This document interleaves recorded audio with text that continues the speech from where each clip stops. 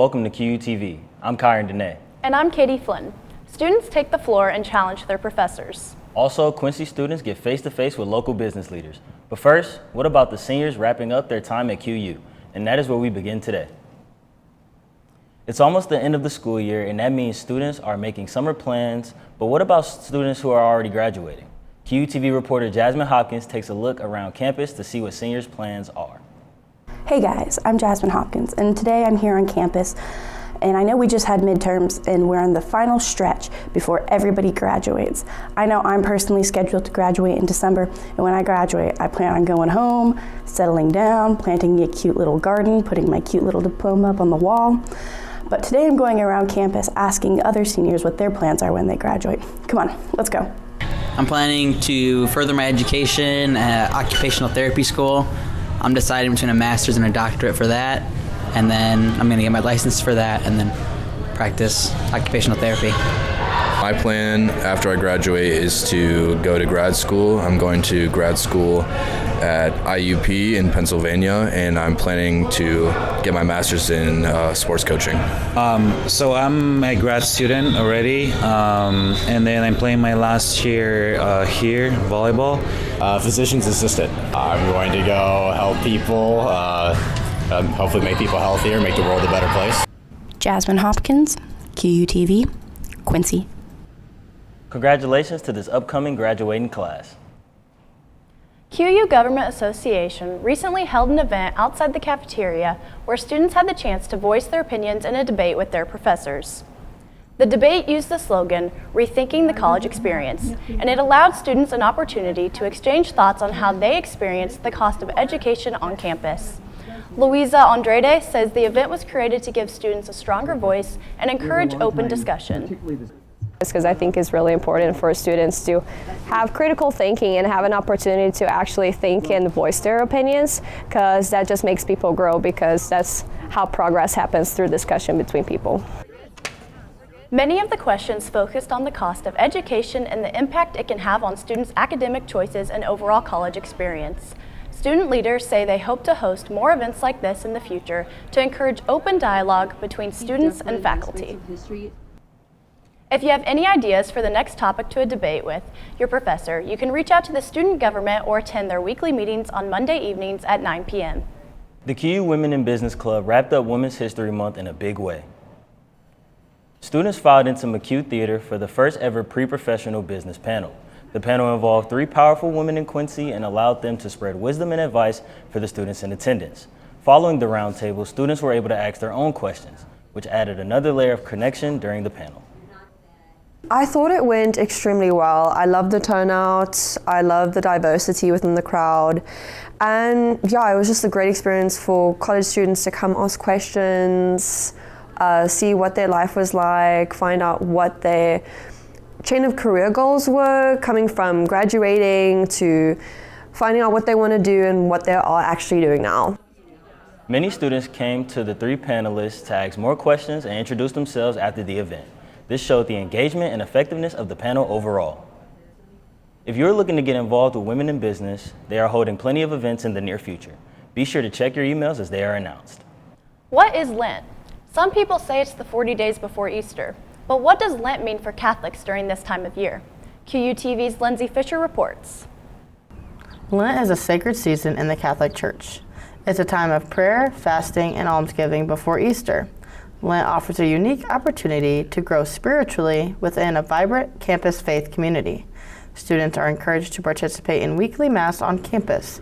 Campus ministry often wants students to know more about Lent and what it means. It's my hope that the students here at Quincy University also find that the Lenten season is a time really to look at how do I need to continue to grow, to improve, to become more fully human and alive in order that I go forth to be a blessing and a gift to all who come into my life. Catholics practice fasting on Ash Wednesday, Good Friday, and abstain from eating meat on Fridays during Lent. For students, fasting can also mean giving up distractions like social media, junk food, or other habits. This is because it shows sacrifice and making more space for God. This also means attending fish fries and enjoying some good fish on Fridays. As a Catholic myself, I enjoy the time of Lent because it lets me reflect and sacrifice something that I usually enjoy. This year I gave up Taco Bell, and usually I like to give up something physically and mentally. So physically, I like Taco Bell, so I gave it up. Mentally, I gave up complaining because we always can not complain as much as we usually do. So those are my two things I sacrificed this Lent. Living Lent on a college campus comes with its challenges, busy schedules, academic pressure, and social life, but also provides a supportive environment. Friends, faculty, and campus ministry can help students stay committed and grow in their faith together. Lindsay Fisher, QUTV News, Quincy. This means Easter is right around the corner. Hopefully the Easter Bunny is ready to go.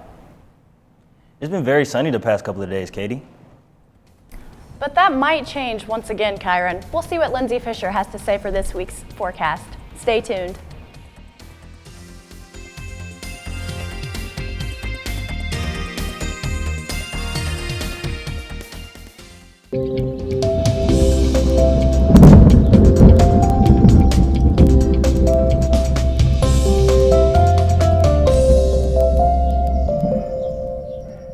I was really hoping April didn't bring showers, but it looks like that's not going to be the case. Yeah, Lindsay, are these showers going to stay, or is the Easter Bunny going to need an umbrella for this upcoming weather? I don't think the Easter Bunny is going to need an umbrella, but he's probably going to need a little bit of a lighter jacket this year than compared to last year. Let's take a look at the forecast. All right, like this common saying always says, April showers, May flowers, but I guess the saying's right this year that April did showers the first day of April Fools, and they weren't joking. We actually are a little rainy today. And then, like I said, the Easter Bunny's going to be a little chilly this year, but he'll be okay. And then our typical Midwest spring, we're up and down with temps. One day it's 70, the next day it's 50. So, you know, that's that typical Midwest spring. Today we have a high of 50 degrees, still on the chillier side, but it only bumps down a couple degrees for tonight's low. Our average high is around 64 and our average low is around 43. In 1946, it was 86 degrees, which is pretty nice. And then your low in 2018 was 19. I think that might have been the spring that it snowed on April Fools, on Easter. So like I said, today we have a high of 50, and then tonight we have a high of 48, or a little, it's going to be a little chillier, not our high, but our low, 48. And then Thursday, it gets back up to those 70s again. That's what I'm talking about, that bipolar spring. But I'll enjoy it tomorrow. Maybe we'll get back on our field instead of practicing inside today. And then like I said, here we go, Friday, we have 76. We have Friday evening, a little drops down to 51. And then Saturday, it's 56. So the next couple days are in your 70s, but it drops right back down to those 50 temps. Then I'm going to step out and look at your 7-day forecast. So like I said, it's getting into those high 70s, and then we get to those 50s, and then the 60s. And then we back up those 50s and 70s, but then look at the temps at night. 38, 39, 39, 42. So if I were you and I was going out later out in the night, I would definitely bring a coat, not a light jacket. And that's what we have in store for your forecast. Thank you, Lindsay. Coming up in sports, the Hawks men's volleyball team is keeping the energy alive with a big win this week. And a tough weekend for the Hawks, but the season is far from over. How are the Hawks shaking it off and gearing up for this weekend? Freya Hansen will have more about sports after the break.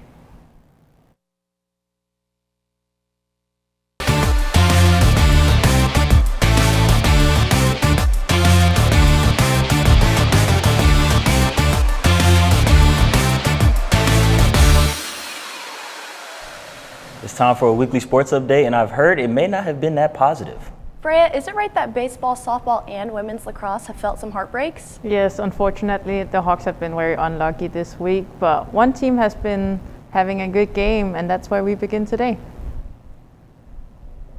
Starting in Pepsi Arena, where the men's volleyball team took on Roseville University on March 27th. The QU Hawks took a 2-0 lead, but couldn't hold on, falling in 5 sets to Roseville University Lakers. Men's volleyball 3-2. Moving on to the second game for the Hawks against Roseville, where they would bounce back in a big win Saturday night, taking down the Roseville University Lakers in 4 sets after spotting the first 2 sets Quincy took control with a dominant third set and held off a late Roosevelt push to win 3-1.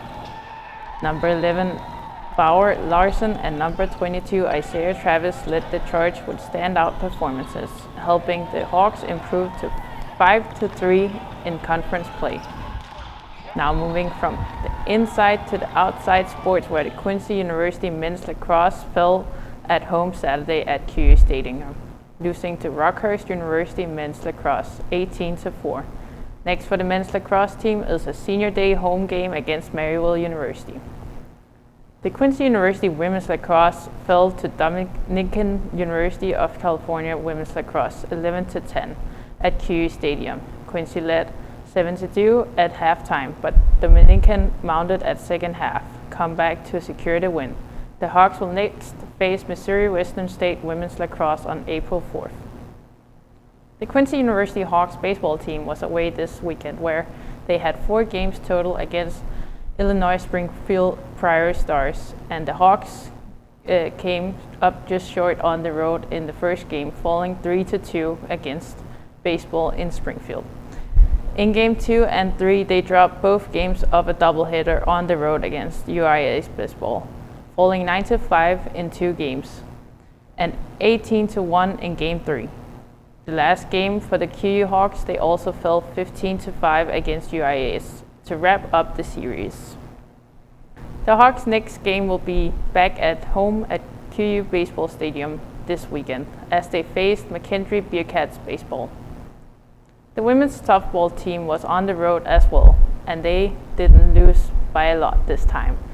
The Lady Hawks fell to Truman State Bulldogs softball 3-0 in Game 1. In Game 2, the Lady Hawks also lost to the Bulldogs, falling 4-1. Moving on to the next day, the QU Hawks would face William Jewell University. The Quincy University Hawks softball fell to the Cardinals 6-3 in Game 1. And Game 2 was also dropped to the Cardinals 5-2. Quincy will be back in action next at home against Lewis Flyers softball. If you remember last week, we hosted Quincy National qualifiers for both wrestling and swimming. Our very own Grant Owen got the chance to follow him around in his elements at the Nationals meet and look at what it's like to be a national swimmer. Let's take a look. Wyatt Walsh, a senior from LA, United Kingdom, was a 3-time NCAA D2 swimming qualifier for the Hawks. Walsh was a part of the original men's swim team that began in the fall of 2022 and has stayed with the program all 4 years. Outside of the pool, he has won the QU Swim Fantasy Football League and the March Madness Bracket Challenge.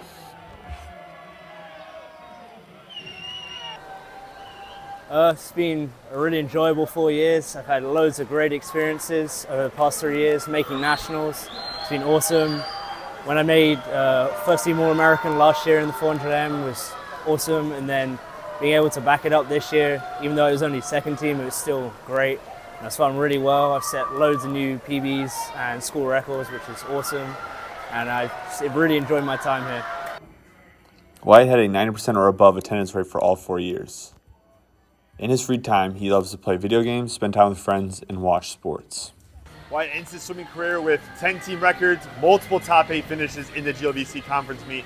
He also has 1 6th-place finish in the 4IM last year, as well as 2 All-American swims. He leaves Quincy with multiple memories, and he looks forward to being retired. Wyatt looks to go to grad school this fall in the States and find a job somewhere over the summer. Grant Owen, QUTV News, Evansville, Indiana. Walsh looks to go to grad school this fall in the States and find a job somewhere over the summer. That's all I have for sports. Thanks, Freya. Katie, there's just a special spirit on campus once the sun comes out. Yes, coming up we will see why students here at QU really love hanging out with their friends outside and playing different games.